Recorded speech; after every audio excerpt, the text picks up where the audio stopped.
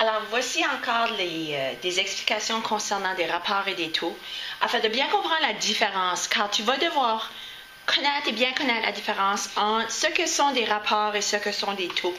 On a assez travaillé les rapports, alors on va mettre beaucoup plus d'accent sur les taux. Mais voici une courte révision. Alors, rapport, on sait que c'est une comparaison entre deux quantités de mêmes unités. Tandis qu'un taux, il faut comprendre que c'est aussi une comparaison entre deux quantités, mais d'unités différentes. Exemple d'un rapport, lorsqu'on a fait l'activité de De Vinci, on a comparé des centimètres avec des centimètres lorsque vous étiez en train de vous mesurer. Alors, 160 centimètres à 100 centimètres. Alors, on est en train de faire la comparaison de deux quantités avec des unités pareilles, ou de pareilles unités. Exemple de taux, mettons qu'un élève peut taper 160 mots aux 2 minutes ou encore 80 mots par minute. Ici, on est en train de comparer deux quantités ayant des unités différentes, des mots aux minutes. C'est la différence principale entre un rapport et un taux. Il faut s'en souvenir, vous devez le savoir. Voici d'autres exemples de taux. Ce sont des genres d'exemples que vous allez travailler tout au long de cette semaine. Alors, mettons qu'une voiture roule 200 km aux 3 heures. Alors, 200 km aux 3 heures, et moi je veux savoir combien de kilomètres roule donc la voiture par 1 heure. Alors, c'est un exemple d'un taux unitaire, car on a pris un taux, car on a deux unités différentes, et on l'a ramené à 1. Je veux savoir combien de kilomètres pour 1 heure. Quand on écrit un taux unitaire, ce n'est pas nécessaire de mettre le 1. C'est sous-entendu qu'il est là. Alors, un terme qui manque, c'est mon premier terme. Alors, je vais comparer mes deux termes du bas, mes deux termes. Alors, 3 heures. Qu'est-ce que j'ai fait à 3 pour obtenir 1 heure? 3 divisé par 3. Alors, ce que je fais en bas, je le fais en haut. Alors, ici, 240 divisé par 3. Tu peux utiliser ta règle de divisibilité de 3. Tu peux utiliser tes connaissances de calcul mental ou, si ni une ni l'autre fonctionne, ta calculatrice. Alors, 240 divisé par 3 donne 80. Voici aussi un exemple qui va vraiment être utile tout au long de cette semaine. Lorsque je te demande plusieurs différents taux. Si on vend 50 journaux et ceci est au coût de 6 $, combien vont me coûter 100 journaux, mettons? Alors, on peut raisonner de différentes manières. La table de valeur ou la table de rapport nous permet de tâtonner, de faire plusieurs essais-erreurs. Alors, voici un questionnement. Je vais te faire un modelage de à quoi tu devrais réfléchir dans ta tête lorsque tu fais un genre de problème comme celui-ci. Il y a plusieurs stratégies, puis je vais en démontrer quelques-unes. Libre à toi de choisir celle qui colle mieux chez toi.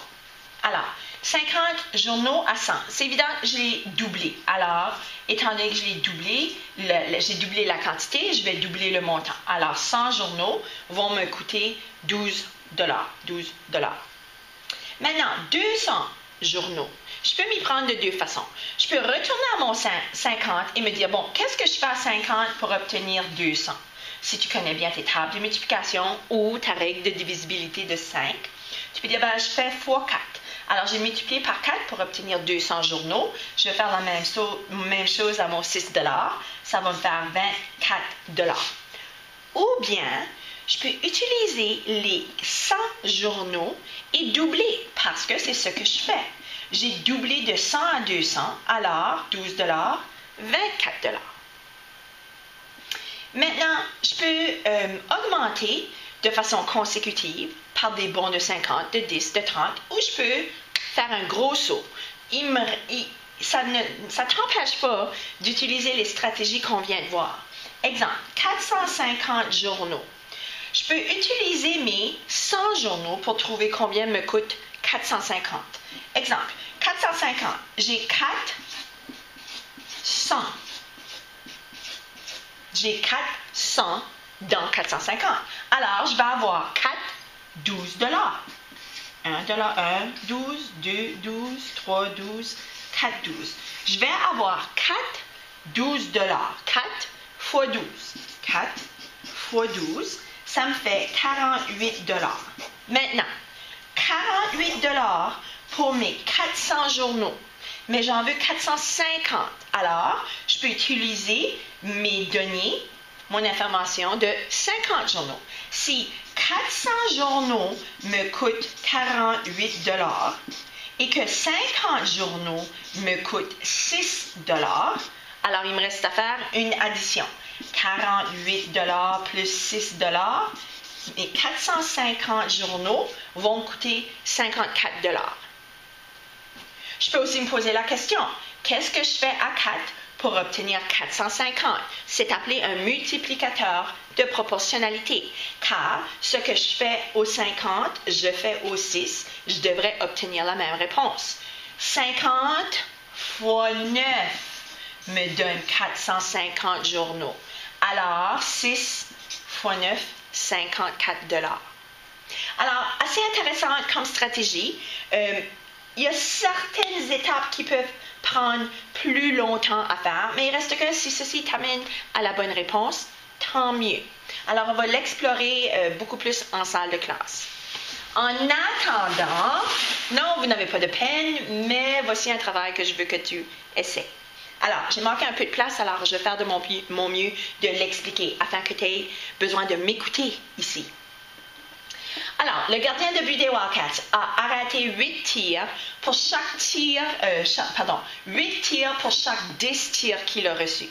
Alors, arrêter 8 tirs pour chaque 10 tirs qu'il a reçus. Alors, A, B. Voici la A. Combien de tirs seront arrêtés si les Sea Dogs font 15 tirs par partie?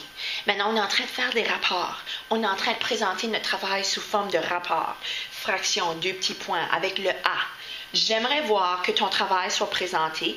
Et n'oubliez pas, pour chaque fois que je te pose une question, je veux travail, réponse, travail, réponse. Je ne veux pas seulement réponse. Une fois que tu as terminé la A, la B. Tu n'as pas besoin de copier ceci en passant. Je veux juste que tu écrives la A, tu montes ton travail, et la B. Combien de buts les Sea Dogs peuvent-ils s'attendre à faire si, puis là ici c'est compliqué là, ou c'est pas facile de voir.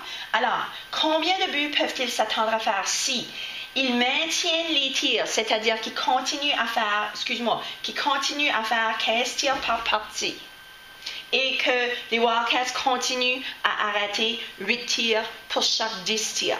Combien de buts peuvent les Sea Dogs s'attendre à faire? Et en considérant aussi qu'ils vont les jouer 5 fois. On va voir ce que tu trouves comme travail et comme réponse. Bon travail.